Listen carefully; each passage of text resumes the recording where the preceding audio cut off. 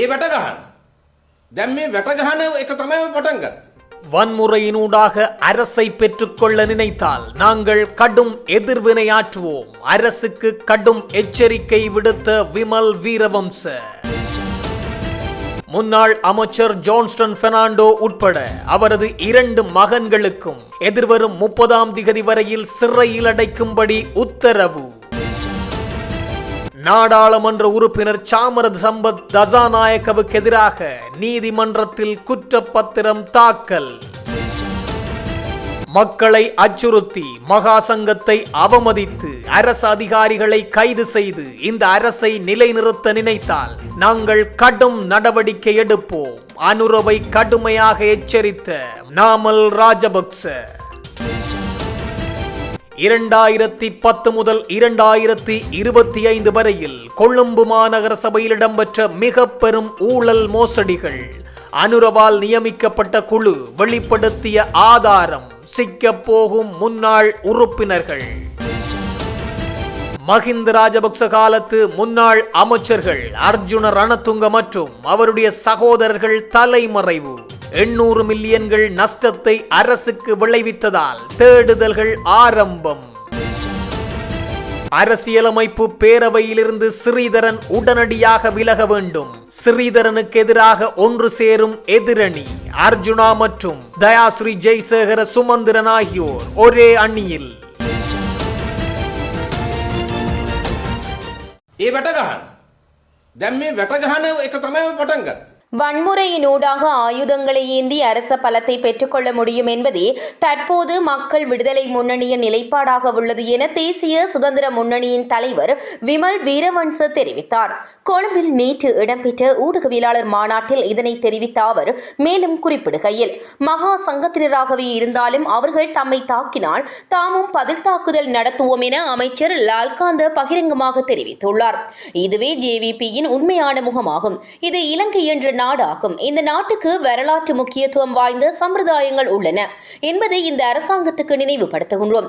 இவ்வாறானவர்களை தொடர்ந்தும் ஆட்சியில் வைத்திருப்பதா அல்லது ஆட்சியில் இருந்து விரட்டி அடிப்பதா என்பதை மக்களே தீர்மானிக்க வேண்டும். தமக்கு அரசியல் அதிகாரம் இருப்பதாகவும் ஆனால் அரசு அதிகாரம் இல்லை என்றும் லால்காந்த கூறுகின்றார். அரசு அதிகாரம் என்பது முப்படைகளை தமது ஆதரவாளர்களை கொண்டு நிரப்புவதாகும்.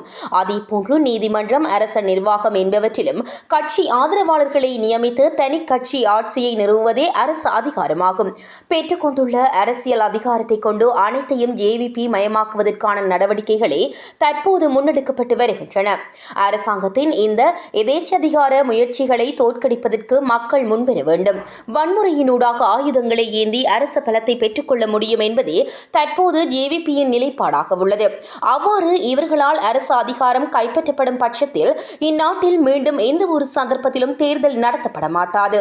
பல கட்சி ஆட்சி முறைமைக்கு முற்றுப்புள்ளி வைக்கப்படும். நாட்டில் உள்ள சகல ஜனநாயக சக்திகளும் இணைந்து இந்த சவாலை எதிர்கொள்ள வேண்டும்.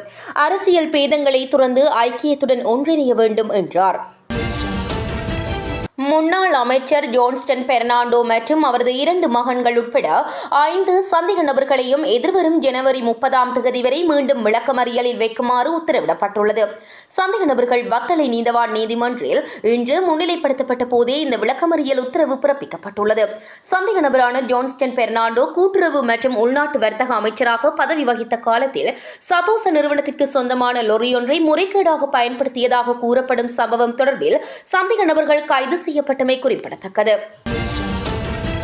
ஊவா மாகாண முன்னாள் முதலமைச்சரும் முன்னாள் அமைச்சருமான சாமர சம்பத் தசநாயக்கவிற்கு எதிராக கொழும்பு மேல் நீதிமன்றத்தில் கையூட்டல் ஊழல் ஒழிப்பு ஆணைக்குழுவினால் குற்றப்பத்திரிகை தாக்கல் செய்யப்பட்டுள்ளது. சாமர சம்பத் தசநாயக்கவிற்கு எதிரான ஊழல் குற்றச்சாட்டுகள் தொடர்பான விசாரணைகள் நிறைவடைந்துள்ள நிலையில் அவருக்கு எதிராக கொழும்பு மேல் நீதிமன்றத்தில் உத்தியோகபூர்வமாக குற்றப்பத்திரிகை தாக்கல் செய்யப்பட்டுள்ளதாக கையூட்டல் ஊழல் ஒழிப்பு ஆணைக்குழு இன்று நீதிமன்றத்துக்கு அறிவித்தது. இந்த வழக்கு இன்று கொழும்பு பிரதம நீதவான் அசங்க எஸ் போதரகம முன்னிலையில் விசாரணைக்கு எடுத்துக் கொள்ளப்பட்டது. மேல் நீதிமன்றத்தில் குற்றப்பத்திரிகை தாக்கல் செய்யப்பட்டுள்ளதால் நீதவான் நீதிமன்றத்தில் நிலுவையில் இருந்த வழக்கு நடவடிக்கைகள் இன்றுடன் முடிவுக்கு கொண்டுவரப்பட்டன. மேல் நீதிமன்றத்திலிருந்து அழைப்பாணை விடுக்கும் போது அங்கு முன்னிலையாகுமாறு சந்தேக நபரான சாமர சம்பத் தசநாயக்கவிற்கு நீதவான் உத்தரவிட்டார். மக்களை அச்சுறுத்தி மிரட்டி மகா சங்கத்தினரை அவமதித்து அரசு அதிகாரிகளை சட்டமா அதிபர் திணைக்களத்தை மற்றும் நீதித்துறையை பயமுறுத்தி ஒரு அரசாங்கத்தை நடத்த முடியும் என்று தேசிய மக்கள் சக்தி அமைச்சர் KD லால்கந்த நினைத்தால் அது வெறும் கனவு மட்டுமே என நாடாளுமன்ற உறுப்பினர் நாமல் ராஜபக்ஷ தெரிவித்துள்ளார். இந்த விடயம் அமைச்சருக்கு தேவையற்றதாக தோன்றினாலும் நாட்டிற்கு இது மிக முக்கியமானது என்றும் அவர் தெரிவித்துள்ளார். அதன்போது மேலும் தெரிவித்த நாமல், அரசு எங்களிடமிருந்து மட்டுமல்ல மக்களிடமிருந்தும் வரும் அறிகுறிகளை புரிந்து கொள்ள வேண்டும். எங்களது அரசியலை மிரட்டினாலும் பயமுறுத்தலாலும் நிறுத்த முடியாது. கடந்த உள்ளூராட்சி தேர்தலில் மக்கள் வழங்கிய செய்தியை அரசு சரியாக புரிந்து கொள்ளவில்லை. இதையும் அலட்சியம் செய்தால் எதிர்கால தேர்தல்களில் மக்கள் இன்னும் கடுமையான பதிலை வழங்குவார்கள் என்றார். மேலும் ஒரு கட்சியாக தங்கள் திட்டம் வழக்கம் போல் மிகவும் வெற்றிகரமாக முன்னேறி வருவதாகவும் ஏராளமானோர் கட்சியில் இணைந்து வருகின்றதாகவும் நாமல் தெரிவித்துள்ளார். அத்துடன் கடந்த காலத்தில் சில அரசியல் பிரச்சினைகள் காரணமாக விலகி இருந்த பலர் இப்போது எங்கள் திட்டத்துடன் முன்னேறி வருகின்றதாகவும் அவர் கூறியுள்ளார்.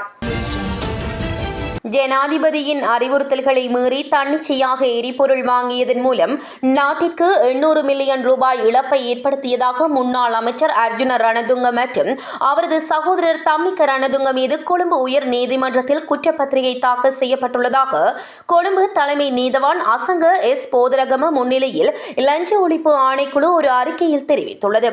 ஊழல் தடுப்பு சட்டத்தின் கீழ் வழக்கு தொடரப்பட்டு முன்னாள் பெட்ரோலிய அமைச்சர் அர்ஜுன ரணதுங்க மற்றும் இலங்கை பெட்ரோலிய கூட்டுத்தாபனத்தின் முன்னாள் தலைவர் தம்மிக்க ரணதுங்க ஆகியோர் பிரதிவாதிகளாக சேர்க்கப்பட்டனர்.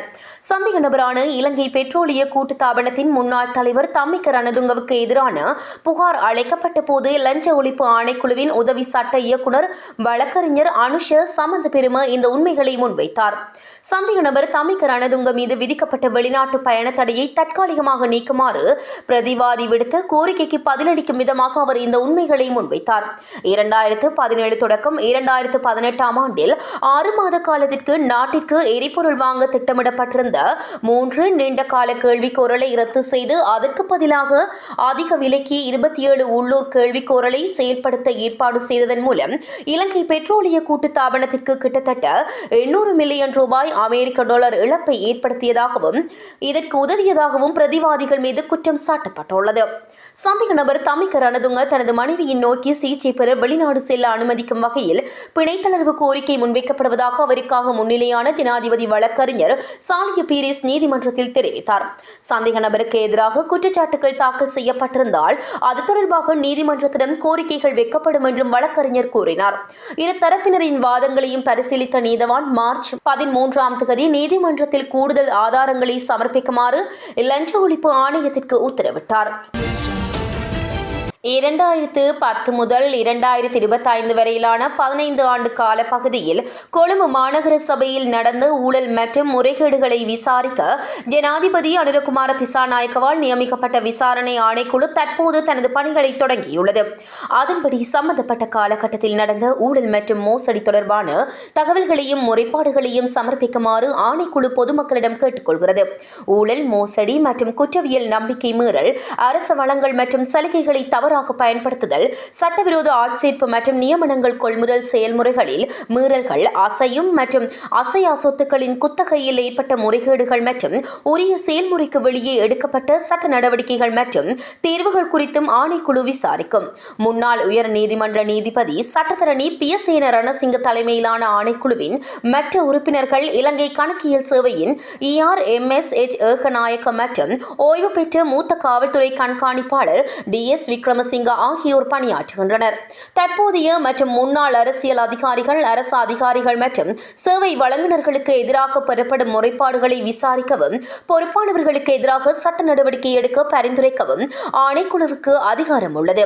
இந்த நிலையில் பொதுமக்கள் அமைப்புகள் அல்லது நிறுவனங்கள் தங்கள் முறைப்பாடுகளை சிங்களம், தமிழ் அல்லது ஆங்கிலத்தில் எழுத்துப்பூர்வமாக சமர்ப்பிக்கலாம். அனைத்து சமர்ப்பிப்புகளும் எதிர்வரும் பிப்ரவரி மாதம் 23 அன்று அல்லது அதற்கு முன் வழங்கப்பட வேண்டும். இதேவேளை முறைப்பாடுகளில் முறைப்பாட்டாளர்களின் பெயர், முகவரி, தொலைபேசி எண் மற்றும் தேசிய அடையாள அட்டை அல்லது கடவுச்சீட்டு எண் ஆகியவை இருக்க வேண்டும். தங்கள் அடையாளங்களை ரகசியமாக வைத்திருக்க விரும்பும் முறைப்பாட்டாளர்கள் பெயர் குறிப்பிடாமல் இருக்குமாறு கோரலாம். வாய்வழி விளக்கங்களை வழங்க விரும்புவோர் February 23 அல்லது அதற்கு முன் ஒரு சந்திப்பை முன்பதிவு செய்ய 011-300-1735 என்ற எண்ணில் ஆணைக்குழுவை தொடர்பு கொள்ளுமாறு கேட்டுக் கொள்ளப்படுகின்றனர். அரசியலமைப்பு பேரவையில் இருந்து கொண்டு அனுர அரசின் தீர்மானங்களுக்கு ஆதரவளித்து வரும் இலங்கை தமிழரசு கட்சியின் நாடாளுமன்ற உறுப்பினர் எஸ். ஸ்ரீதரன் அந்த பேரவையில் இருந்து உடனடியாக விலக வேண்டும் என நாடாளுமன்ற உறுப்பினர் தயாஸ்ரீ ஜெயசேகர கடுமையாக சாடியுள்ளார். நாடாளுமன்றத்தில் நேற்று இடம்பெற்ற சபை அமர்வில் கலந்து கொண்டு உரையாற்றும் போதே அவர் இதனை தெரிவித்தார். இது தொடர்பில் அவர் மேலும் தெரிவித்துள்ளதாவது: சிறுபான்மை கட்சி சார்பாக நாடாளுமன்ற உறுப்பினர் எஸ். ஸ்ரீதரன் அரசியலமைப்பு பேரவையில் அங்கம் வகிக்கின்றார். எனினும் அரசாங்கத்தின் அனைத்து தீர்மானங்களுக்கும் அரசியலமைப்பு பேரவையில் அவர் கைகளை தூக்கி ஆதரவு வழங்குகின்றார். அவர் தவறான நபர்களை பதவியில் நியமிப்பதற்கும் தமது ஆதரவை வழங்கியுள்ளார். தற்போது லஞ்சம் மற்றும் ஊழல் விசாரணை ஆணைக்குழுவின் பணிப்பாளர் நாயகத்தை நியமிப்பதற்கான வாக்கெடுப்பின் போது ஸ்ரீதரன் ஆதரவு வழங்குகின்றார். அவர் அதற்கான நியாயப்பாடுகளையும் அறிவிக்கவில்லை. சூரிய மின்சக்தி வேலை திட்டத்திற்கான காணி ஒதுக்கீடு விடயத்துடன் தொடர்புபடுத்தி இடம்பெற்றதாக கூறப்படும் நிதி மோசடி குறித்து தற்போது ஸ்ரீதரன் சாரங்கனுக்கு எதிராக இலஞ்சம் மற்றும் ஊழல் ஆணைக்குழுவில் முறைப்பாடு ஒன்று முன்வைக்கப்பட்டுள்ளது. பல குற்றச்சாட்டுகளை முன்வைத்து இலங்கை தமிழரசு கட்சி கூட அவரை அரசியலமைப்பு பேரவையில் இருந்து விலகுமாறு அறிவுறுத்தியுள்ளது. எதிர்க்கட்சிகளின் கோரிக்கைகளின் அடிப்படையில் அந்த பேரவைக்கு நியமிக்கப்பட்ட அவர் அரசாங்கத்தின் தீர்மானங்கள் அனைத்துக்கும் ஆதரவளிக்கின்றார். அது மாத்திரமல்ல, அவருக்கு எதிராக பல குற்றச்சாட்டுகள் உள்ளன. கணக்காய்வாளர் நியமனம், இழப்பீட்டு அலுவலகங்களுக்கான நியமனத்தில் ராணுவ பின்புலம் கொண்ட இருவரது நியமனத்திற்கு ஆதரவளித்தமை உள்ளிட்ட பல குற்றச்சாட்டுகள் உள்ளன. வடக்கு மக்களின் வாக்கில் நாடாளுமன்றம் வந்த அவர்களுக்கு எதிராக செயற்படுவதை அவதானிக்க முடிகின்றது. எனவே அரசியலமைப்பு பேரவையில் இருந்து ஸ்ரீதரன் உடனடியாக பதவி விலக வேண்டும் என அவர் வலியுறுத்தியுள்ளார். தயாஸ்ரீ ஜெயசேகர சிவஞானம் ஸ்ரீதரனுக்கு எதிராக இன்று நாடாளுமன்றத்தில் பேசியது பிரதமர் ஹரினிக்கு எதிரான பிரேரணைக்கு அவர் கையொப்பமிடாததை நோக்காக கொண்டிருக்கலாம் என அமைச்சர் நலிந்த ஜெயதிச தெரிவித்துள்ளார். நாடாளுமன்றத்தில் நேற்று நடைபெற்ற புதிய கல்வி மறுசீரமைப்பு தொடர்பான ஒத்திவைப்பு பிரேரணையில் உரையாற்றும் போதே இவ்வாறு கூறியுள்ளார். அதன்போது மேலும் கருத்து தெரிவித்த அவர், தமிழரசு கட்சி மற்றும் முஸ்லிம் காங்கிரஸ் கட்சியின் ஹிஸ்புல்லா எம்பி உட்பட பலர் கையொப்பமிடவில்லை. அன்று எதிர்க்கட்சித் தலைவர் சொன்னார், நம்பிக்கையில்லா பிரேரணைக்கு பலர் கையொப்பமிடவில்லை என்று.